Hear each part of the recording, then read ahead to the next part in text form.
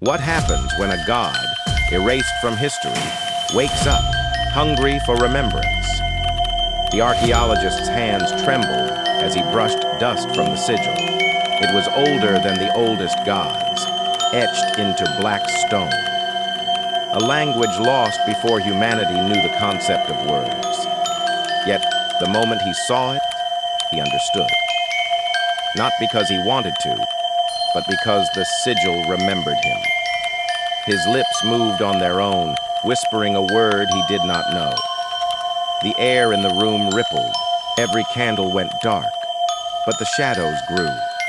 And somewhere, in the space where dead thoughts go, something opened its eyes, cities twisted, buildings warping like liquid. People opened their mouths to scream, but had no words left. The streets filled with echoes, the syllables of a language that never should have been spoken. History books turned blank. Photos erased themselves. Statues crumbled as if rejecting the idea of form.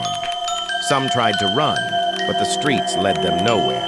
Time did not pass. It staggered, looped, collapsed. The sky flickered between night and day, forgetting its place. And in the center of it all, the god walked unseen, gathering lost syllables. It was almost whole again. Priests and prophets knelt before their shrines.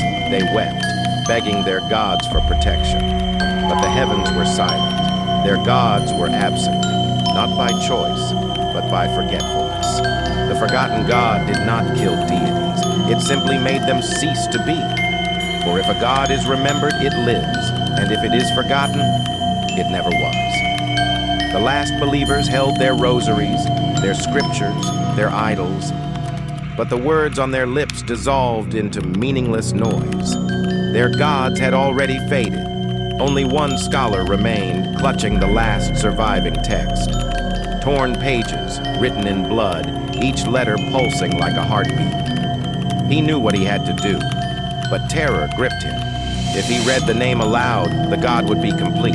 If he did not, the world would unravel into absence. His lips parted. The final syllable left his tongue. The god, at last, was whole. It did not scream. It did not strike. It simply spoke its own name. And in that moment, reality itself shuddered. The world did not end. The universe did not collapse. Instead, it reset. Not to fire and ruin, but to before humanity ever existed. Before civilization, before gods, before time had shape, the forgotten god stood in silence, looking upon an empty world.